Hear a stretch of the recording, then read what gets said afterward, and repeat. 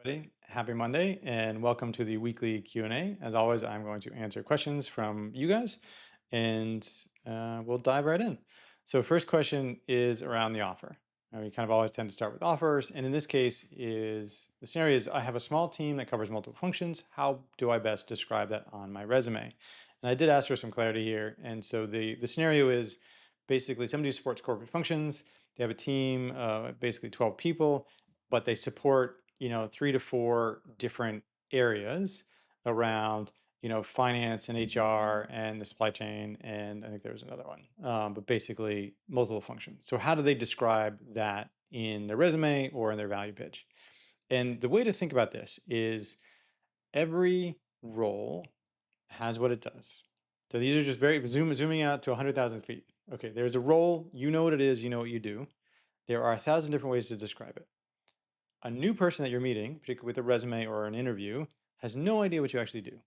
So it is your job to choose the lens that will most impact their view of you in a positive way, right? So you get to choose the frame, you get to choose the lens that they see. And so the macro version of this is pick the lens that you think will do the best job of convincing them that you are there to, as always, solve their problem and you're the most qualified person to do that. And so in this case, think about it this way. So I run a corporate functions of 10 people, or I run a corporate function group where we support, HR, finance, ERP, and sales, right? Which one will be more effective? And in this case, the multiple functions is going to be more effective because there's more implied leadership and management skills necessary to do that. And why is that? Well, because running a team of 10 people, it's 10 people, so it's good. But running 4 functions means you have 4 different customers, right? So you have 4 different, presumably, executives that you have to deal with. You also have a variety of different things around how you manage the workflows and all the different things, right? You have to sort of balance between the 4. And it's just a more complicated management challenge, which means I will think more of you if I hear that you're running 4 different functions, supporting 4 different major corporate functions versus you run a team of 10, right? And so that, in this case, the answer would be go for the functions, right? That is a more impressive, more impactful way to describe yourself. But again, the macro one is there's always 4, 5, 6 different ways to describe what I do. Which is the way that will resonate with you because you're trying to figure out if I can solve your problem, which one resonates the best. And that is your job because you're in charge of your own career. Pick the one that frames you in the best light. So that's the idea. And think about that. But again, you want to frame yourself, be truthful, right? You don't make up stuff, but of the things that you do, which are the ones that you want to highlight that will show maximum impact. So that's kind of how you handle that. All right, second question. Okay, I have a reference sending my resume. Should I also apply via the portal?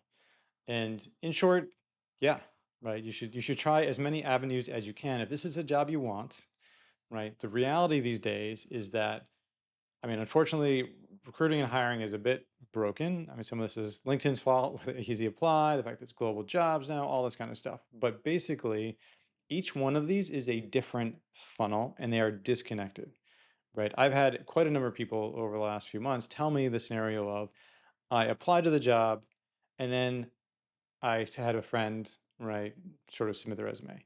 I actually got rejected from the ATS, and then 2 days later got a call from the recruiter who got my resume from the reference. And what that tells you is they're just disconnected, right? There is no holistic system that's looking at all this stuff. They don't know that you applied over here. They don't know that you applied over here. It's just the thing's broken, right? And so think of, I will say the reference is always better, right? So if you have a choice, always go the reference. That is by far more a stronger approach. But you might as well apply via the portals as well, right? Because each one of these, maybe this is a 15% chance, maybe this is a 3% chance, but they are separate chances. So you might as well basically buy as many tickets as you can. So I would generally say, yes, you should apply via the portal. If you applied via the portal and you have an opportunity for a reference, 100% always take the reference call. That is going to be your best bet. But basically, as many ways as you can get, if you can get 2 people to reference you, even better. Like the more ways you get in, the higher your chance of getting to talk to somebody. And that's the hard part of the game these days. The hard part is talking to somebody for the interviews. Once you're in the interviews, it's kind of classic. But in terms of getting the interview, it's just a flood of people. And how do you differentiate yourself among the noise? So as many avenues as you can is kind of what I would suggest. Okay, next up in the interview question. So you mentioned knowing their problem is key to landing an offer. What's the best way to find that out? And so again, stepping back, you were there to solve the problem. That is the only question we are trying to demonstrate is I'm the best person to solve your problem. How do you find out what their problem is? Research. Sometimes the company has articles or things that will tell you what their general problem is. But if not, it is ask questions, right? And so some of this is covered in the basic, interviewing course in the community.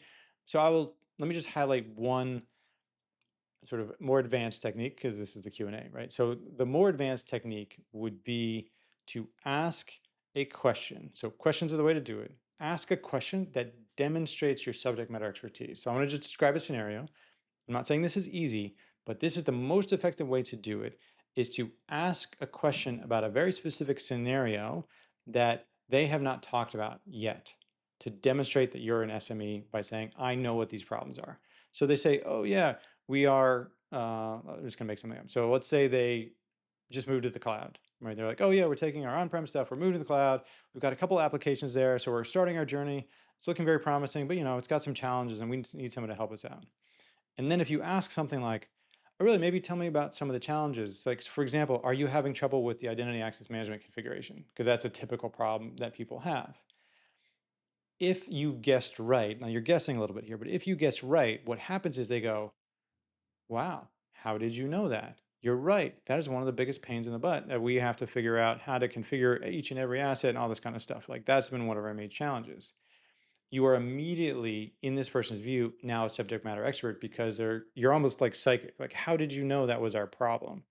So I'm saying not easy to do, but you try it, right? At some point, try it. Like, take a guess as to what their problem is. Oh, are you having problems with the sort of configuration management? Are you having any problems with sort of the charges being different than you expected, right? Think through what are the typical problems that people hit, and ask if any chance that you are having this kind of problem because I've seen that in the past.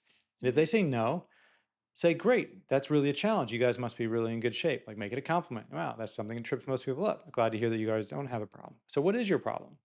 Right? I missed my guess, so now I just ask what's your problem. But I took a guess because if I guess right, right? Again, there's this magic subject matter expert effect that says, wow, you must know a lot because you guessed my problem.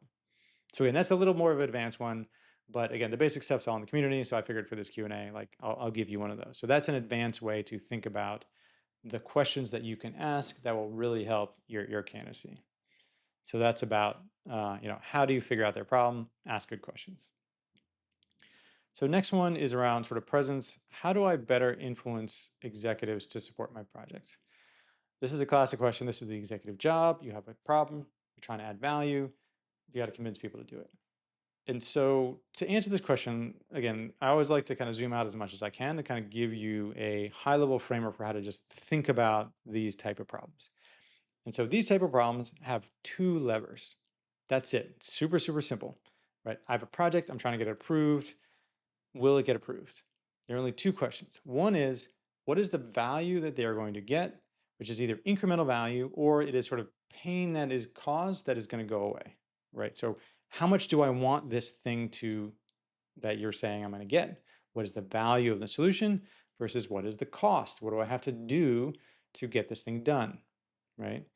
And so the basic scenario is if it is super high value, right? I'm going to make tons of money and it cost me 5 cents.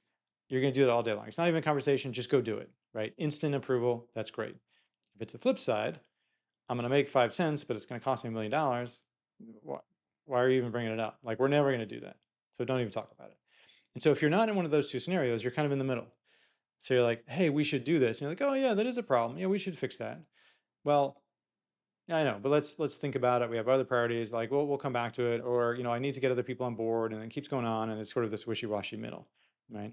Which is honestly most scenarios, right? But there are only two things you can do, right? One is lower the cost, right? So if the value stays constant, I can lower the cost. It will make it a better value differential, and you will do it. So how do you lower the cost? A couple different ways, right? One is understanding the actual cost, right? So you need to think about this in the context of an organization, right? So sometimes there is literal cost. This will cost $1 million. I don't have $1 million. I can't do it.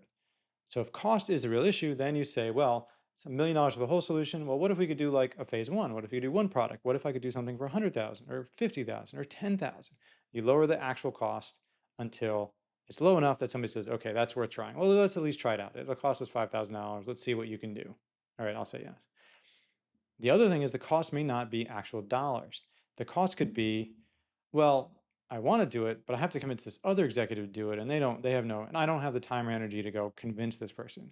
Or we could do it, but I have to get approval from this group of people, and like they're never going to approve it. It's never going to happen. I don't want to waste my time. I think it's a great idea, but I want to waste my time in the bureaucracy to do it. How do you lower the cost there? You have to go do the homework and say, oh, I've already talked to so and so. I got them to buy in. So I got the buy in. Now I just need your approval because I fixed the cost, which was related to actual bureaucracy, not dollar value. So why don't I want to do this? I don't want to deal with these people. If you deal with those people for me, the cost to me as the decision maker is lower. All right, so that's one half is lower the cost.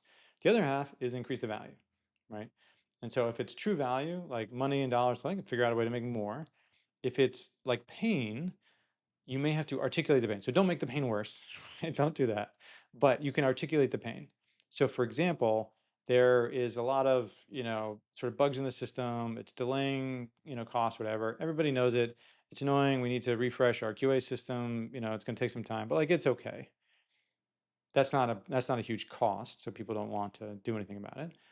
But what if that is actually costing revenue? What if that is actually costing customers to leave, right? I can change your perception of the pain by saying, rather than just kind of a complaints and a QA and we're not moving fast enough, if I say, well, actually, I was talking to sales and it turns out we actually lost 3 clients because of these issues, right? They were going to resign, they decided not to. And when we got feedback, they cited our slow speed delivery or the lack of quality. Wow, now it's not just an annoyance. It actually cost me 3 clients. Those clients were $1 million. That's $3 million of annual revenue that this cost me. Suddenly the pain is up. And so I'm willing to pay more to fix it. So the really simple version is there's the value of the thing I get and the cost to get it. Your only choices are lower my cost, make the ask smaller or easier for me, or increase the value until the differential is such that I'm going to say yes. So that's executive influence in a nutshell. Those are the only two things you need to do. So you look at where you are and you say, which one's easier? And then you start there. Can I lower the cost? Can I make the ask smaller? Or can I highlight the value in a better way? Sometimes you can do both, but that's what you're trying to do is just get the differential to the point where they're going to say yes. Okay, that was that. And then one last question here is, leaving my job, what's the best way to tell my manager? And this is obviously a positive scenario because you got to get a new role that you're excited about. What do you do? And again, you can do whatever you want. But my 2 cents is you never know what's going to happen. Don't burn bridges that you don't need to. Right. So that's kind of the approach I always take. And the simplest way to do that is make your reason for leaving unassailable, meaning they can't counter that. Right. So, and that means don't make it about the existing company. Don't say, well, I didn't think I was really going to grow here, so I wanted to leave. Because then they come back and say, well, no, but we could make you grow. Well, what if we did this? What if, like now you're in a negotiation. Now, if you want that, that's up to you. But if you decide to leave, don't open that. Don't say it's about the company because that opens up discussions and what's going on. Instead, you want to make it about a unbelievable opportunity or something personal, something not related to the company. So, well, I got this opportunity to take a 2 level jump in a new industry. I was in a big company. I'm going to a startup. I wanted that startup feel. Well, the big company is never going to be a startup, so they can't be like, oh no, but we'll be startup like. See, they can't disagree with you, right? That's kind of what you're going for is say something, or it could be personal. I decided to move. I decided to take a break because of my family. I'm doing this. You just want it something that they cannot disagree with because then it's nice and simple. Oh, great. That's a great opportunity. I get it. You want to go to a startup? I get it. You want to move to a big company? I get it. You want to do this? I understand. Best of luck to you. And that's the simplest way to leave on good terms is don't make it about the company, make it about the opportunity in a way that there's really no way to disagree with your decision. So that's a short way to kind of make it nice and clean, keep the relationships, and obviously move on to your new exciting role.